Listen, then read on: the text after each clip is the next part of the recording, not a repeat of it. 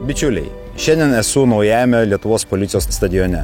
Čia esu ne veltui tam, kad pakviesčiau jūs visus burtis į Lietuvos policijos komandą.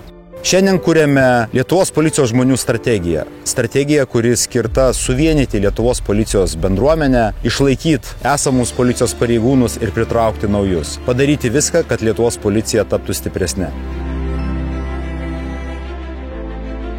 Kaip šiandien prisimenu 1988 metų rugpjūčio 23 dieną.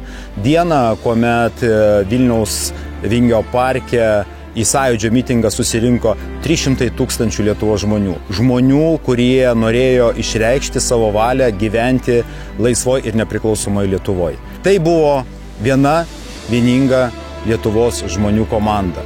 Ir aš tikrai tikiu, kad tai galime perkelti ir į policiją. Tikiu, kad kiekvienas mūsų turėtume jaustis reikšmingais vienos didelės Lietuvos policijos komandos dalimi. Kiekvienas mūsų turėtume jausti savo draugo ir kolegos stiprų petį. Kad visi mes galime susitarti dėl Lietuvos policijos prioritetų ir laikyti savo susitarimų. Kas man yra komanda? Tai visų pirma žmonės, kurie yra vedini vieno bendro tikslo. Tai žmonės, kurie susitarė ir laikosi savo susitarimų. Ir trečia, kiekvienas komandos narys aiškiai žino, ką jis turi daryti tam, kad komanda sėkmingai pasiektų savo tikslus. Kaip tai galime padaryti? Tai visų pirma turime susitarti visi drauge.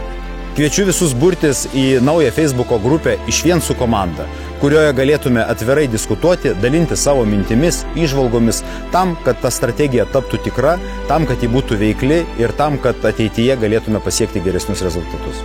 Galbūt ir simboliška, kad šiandien kalbu prieš tuščias stadiono tribūnas, bet tikrai tikiu, kad mūsų bendro darbo dėka jau po keliarių metų galėsime susirinkti čia visi kaip viena bendra Lietuvos policijos komanda.